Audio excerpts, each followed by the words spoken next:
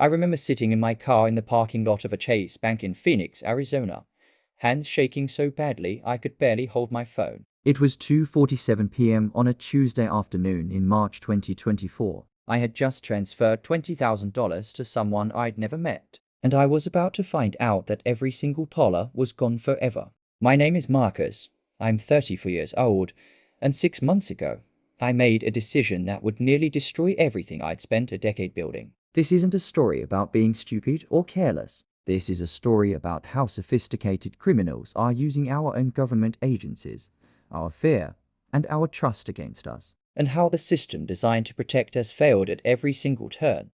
By the end of this video, you'll understand how easy it is to become a victim, even when you think you're being careful. You'll see how the entire infrastructure meant to protect Americans from financial fraud is broken, and you'll learn exactly what to do if this ever happens to you, because statistically, it probably will. Let me take you back to where it all started. It was a Wednesday morning in early March. I was at my desk in my home office, going through emails and sipping my third cup of coffee. I work as a freelance graphic designer, which means I'm always hustling for the next project, always worried about where the next paycheck is coming from. But things had been good lately, really good. I just landed a 6-month contract with a mid-sized tech company, and for the first time in years, I wasn't stressed about money. My wife Sarah and I had even started talking about finally buying a house. We had $23,000 saved up in our joint savings account. It had taken us 7 years to save that much. My phone rang at 10:15 a.m.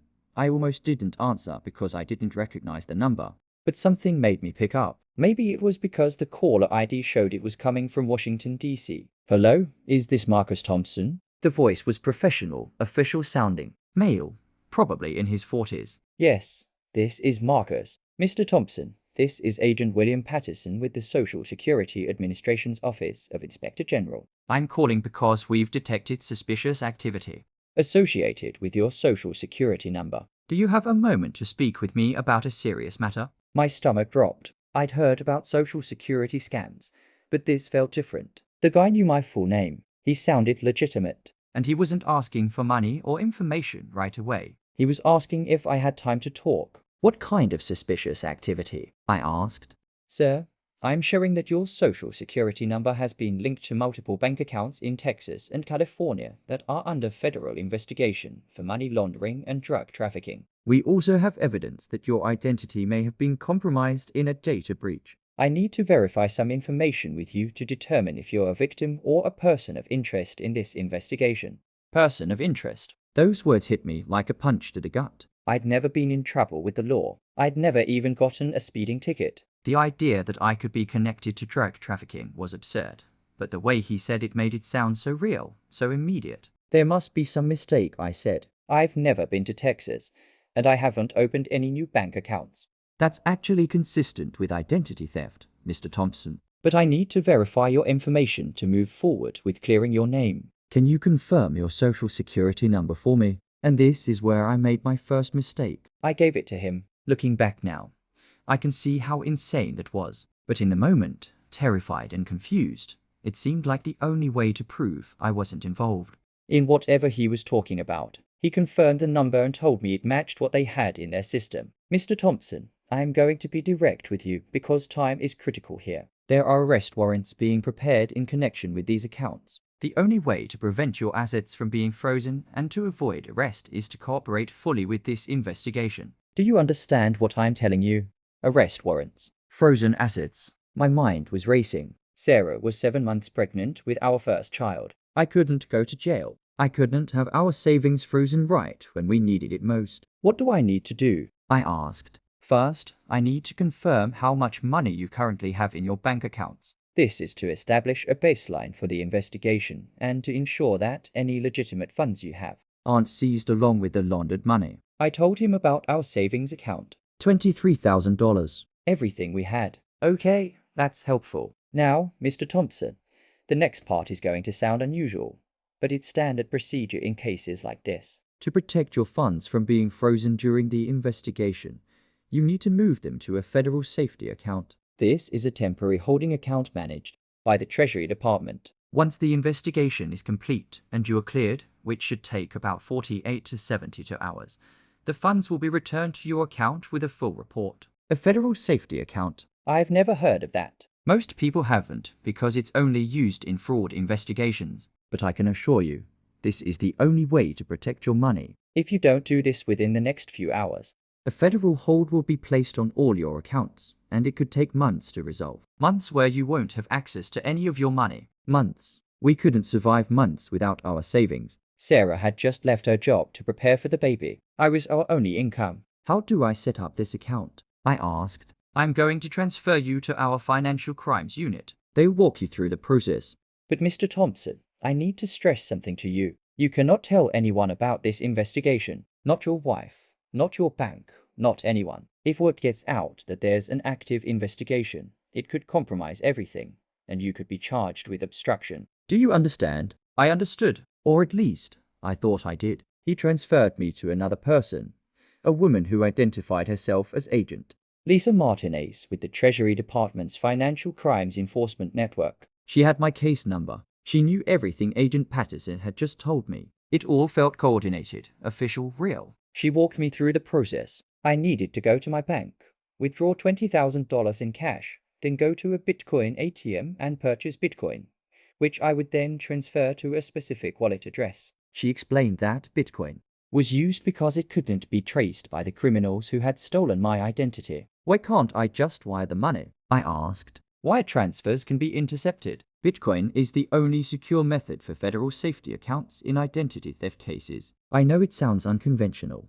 but this is 2024. The Treasury Department has adapted to digital currencies for these exact situations. She stayed on the phone with me the entire time. When I got to the bank, she told me to tell them I was withdrawing money for a home renovation. When I hesitated at the Bitcoin ATM, she reassured me that I was doing the right thing, that I was protecting my family. The Bitcoin ATM was in a convenience store about 3 miles from my house. I'd driven past it 100 times and never paid attention to it. Now I was standing in front of it, holding $20,000 in cash in a bank envelope, following instructions from a woman on my phone. The process was more complicated than I expected. The ATM charged a 12% fee, which meant I could only convert about $17,600 into Bitcoin. I had to scan my driver's license, take a selfie, and enter the wallet address 3 times to make sure it was correct. When I hit the final confirm button, I felt a wave of relief. It was done. My money was safe. The investigation would be over in a few days,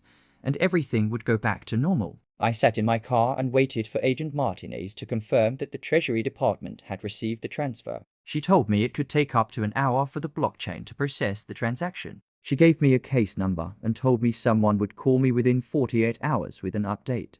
Then she hung up. I sat there for a few minutes, feeling exhausted but relieved. Then I called Sarah. "Hey babe, how's your day going?" she asked. She sounded happy, relaxed. I could hear her moving around the kitchen, probably making lunch. It's been a weird day. "I'll tell you about it when I get home. Is everything okay?" "Yeah, everything's fine. Just some work stuff." "I'll be home in 20 minutes.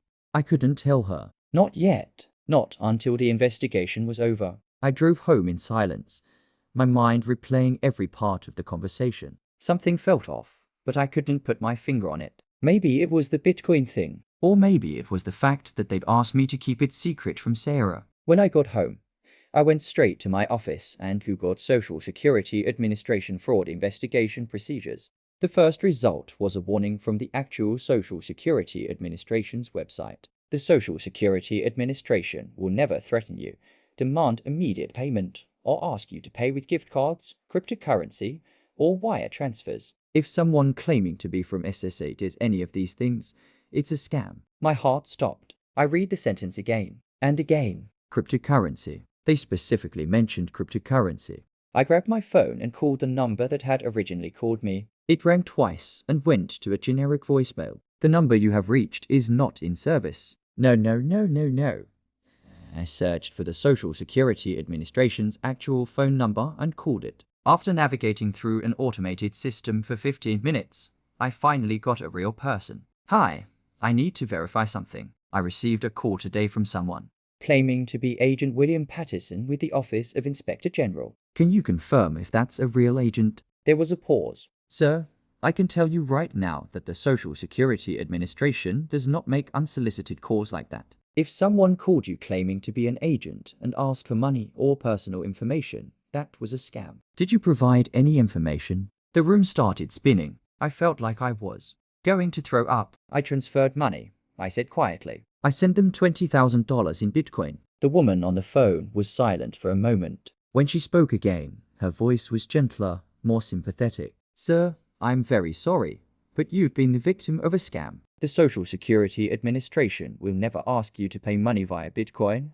or any cryptocurrency. I'm going to give you some numbers to call to report this fraud. But I need to be honest with you. In most cases involving cryptocurrency, the money cannot be recovered. I don't remember much of the rest of that conversation. She gave me the number for the Federal Trade Commission, the FBI's Internet Crime Complaint Center, and my local police department. She was kind, professional, but I could hear the pity in her voice. When I hung up, I just sat there, staring at my computer screen. $20,000. Gone. Our entire savings. The down payment for our house. The safety net for when the baby came. Gone. I heard Sarah coming down the hallway. I closed my browser and tried to compose myself. But when she opened the door and saw my face, she knew something was wrong. Marcus, what happened? You look like you've seen a ghost. I couldn't keep it from her anymore. I told her everything. The phone call, the agents, the Bitcoin ATM. I watched her face go from confused to horrified to devastated. She sat down on the floor, her hand on her belly, and started crying. Not dramatic sobbing, just quiet tears running down her face. How could you do this? She whispered. How could you not tell me? How could you not check with me before sending away everything we have? I didn't have an answer. All I could say was I'm sorry over and over again. Even though I knew sorry wasn't enough. Sorry wouldn't bring the money back. Sorry wouldn't save us. That night was the worst night of my life. Sarah slept in the guest room. I didn't sleep at all. I spent hours online, reading story after story of people who had been scammed the exact same way. The scripts were almost identical. The fake badge numbers, the federal safety accounts, the Bitcoin. I found out that these scams have been exploding. In recent years, according to the Federal Trade Commission, Americans lost over $10 billion to fraud in 2023 alone. Government imposter scams, specifically ones claiming to be from the Social Security Administration, were among the most common. The median loss for these scams was $7,000, but many people, like me, lost much more. The scammers are sophisticated. They spoof real government phone numbers so caller ID shows Washington, D.C. They have scripts that sound official and use real terminology. They create a sense of urgency and fear that short-circuits your logical thinking. And they know exactly how to manipulate you into keeping it secret until it's too late. But what made me angriest wasn't just the scammers. It was realizing how little protection exists for victims. The next morning, I started the process of reporting the fraud. I filed a report with the FDC through their online portal. It took about 20 minutes and generated a reference number. That was it. No follow-up, no investigation, just a number. I filed a complaint with the FBI's Internet Crime Complaint Center. Same thing. A reference number and a message saying they receive hundreds of thousands of complaints per year and can only investigate a small percentage of them. I called my local Phoenix Police Department. They told me that since the scam involved cryptocurrency and crossed state lines, it was federal jurisdiction. They took a report, but told me honestly that there was nothing they could do. I called Chase Bank, where we had our savings account. I explained what happened and asked if there was any way to reverse the withdrawal or track where the money went. The representative was sympathetic but clear. Once I voluntarily withdrew cash from my account, the bank had no liability. The money was gone. I even tried contacting the company that operated the Bitcoin ATM. They had a customer service email listed on their website. I sent a detailed message explaining the situation and asking if there was any way to trace or reverse the transaction. 3 days later, I got a response that was clearly a template. They explained that Bitcoin transactions are irreversible by design and that they couldn't provide any information about the recipient wallet due to privacy policies. Every door I tried led to the same dead end. The system wasn't designed to help people like me. I spent the next week in a fog. I couldn't work. I couldn't eat. I'd wake up at 3 in the morning and just lie there, my mind cycling through every moment of that phone call, trying to figure out where I could have stopped it. Sarah was barely speaking to me. The distance between us felt like a canyon. We had $3,000 left in our checking account.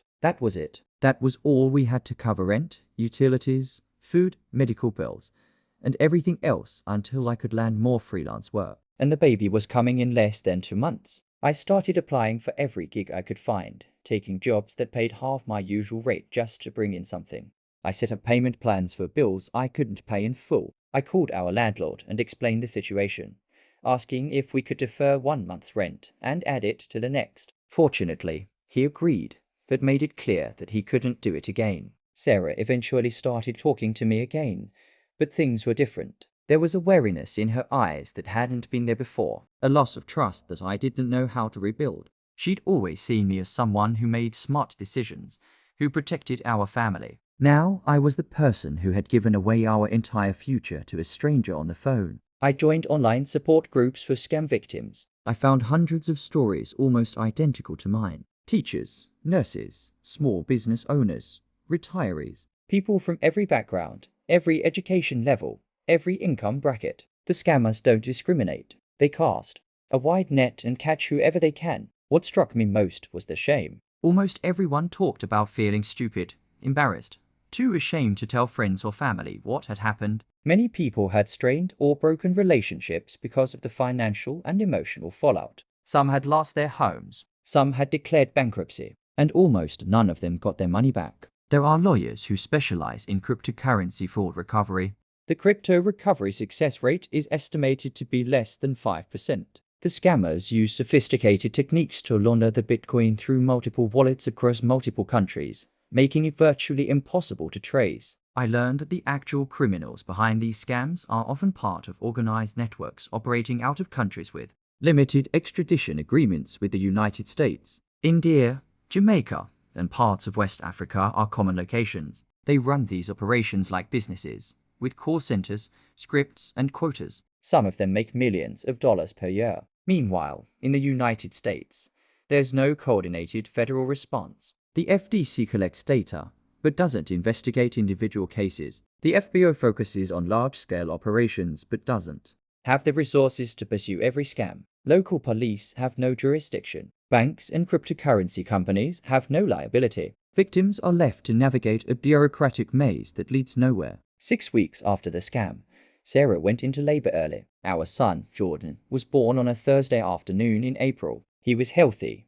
perfect, 7 pounds and 3 ounces. I held him in the hospital and felt this overwhelming mixture of joy and terror. I was a father now. I had this tiny human who depended on me for everything. And I had failed before he was even born. The hospital bill was $8,000 after insurance. We didn't have it. I put it on a credit card and tried not to think about the 24% interest rate. Sarah's maternity leave was unpaid. We planned to use our savings to cover expenses while she was home with the baby. Now I was the only income. And I was barely making enough to cover the basics. We stopped going out to eat. We cancelled our streaming services. We bought generic everything. We started shopping at food banks. I'd lie awake at night, listening to Jordan cry, and think about that moment in the bank parking lot. If I could go back, if I could just have that one moment back, everything would be different. We'd be in a house by now. Sarah would be relaxed and happy, not stressed and exhausted. We'd be planning Jordan's future, not figuring out how to pay for diapers. The guilt was crushing. It affected everything. I became irritable, withdrawn. I snapped at Sarah over small things. I couldn't enjoy being a new father because I was so consumed by what I'd done. My work suffered because I couldn't focus. I lost 2 clients because I missed deadlines. Sarah suggested I see a therapist. We couldn't afford it, but she said I needed to talk to someone. I found a therapist who offered sliding scalar fees and started going once a week. It helped slowly. She helped me understand that I wasn't stupid or gullible. I was targeted by professionals who had perfected their techniques on thousands of victims. She helped me see that beating myself up wasn't going to change anything, and that I needed to focus on moving forward. But moving forward was hard when we were drowning. 3 months after the scam, I got a call from a debt collector. The hospital bill I had put on a credit card had gone unpaid for 60 days. My credit score, which had been around 720, dropped to 580. This meant we couldn't qualify for any kind of loan or financing. It meant if anything went wrong, if the car broke down or the AC unit died, we had no options. I started driving for DoorDash on weekends to bring in extra money. Sarah's MOM sent us $1,000 to help with bills. We were surviving, but barely. The worst part was watching friends and family move forward with their lives while we were stuck. Sarah's sister bought a house. My college roommate posted pictures from a vacation in Italy. I'd scroll through social media and feel this mixture of envy and shame that made me want to throw my phone against the wall.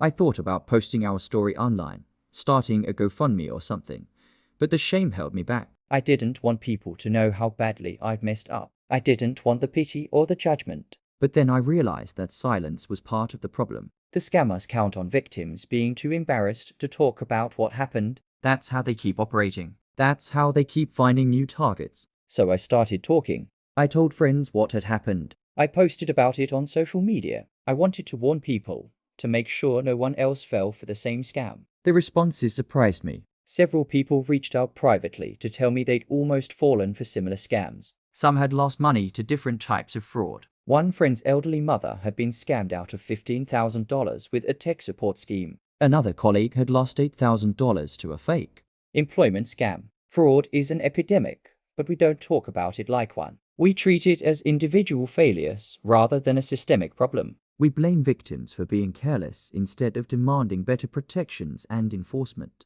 And that needs to change. 6 months after the scam, I'm still recovering. Financially, we're still struggling. We've paid off about half of the credit card debt. My credit score has inched up to 615. We're still in our apartment, still living paycheck to paycheck, still a long way from being able to buy a house. But emotionally, things are better. Sarah and I are closer than we were before. Going through something this hard forced us to communicate in ways we hadn't before. We had to be completely honest about our fears, our anger, our disappointments. And somehow, on the other side of that, we found our way back to each other. Jordan is 6 months old now. He's starting to laugh and grab at things. When I hold him, I still feel that fear, that sense of having let him down. But I also feel determined. Determined to rebuild what I lost. Determined to give him a better future. Determined to never let something like this happen again. I've learned some hard lessons through this experience. First, never trust unsolicited phone calls,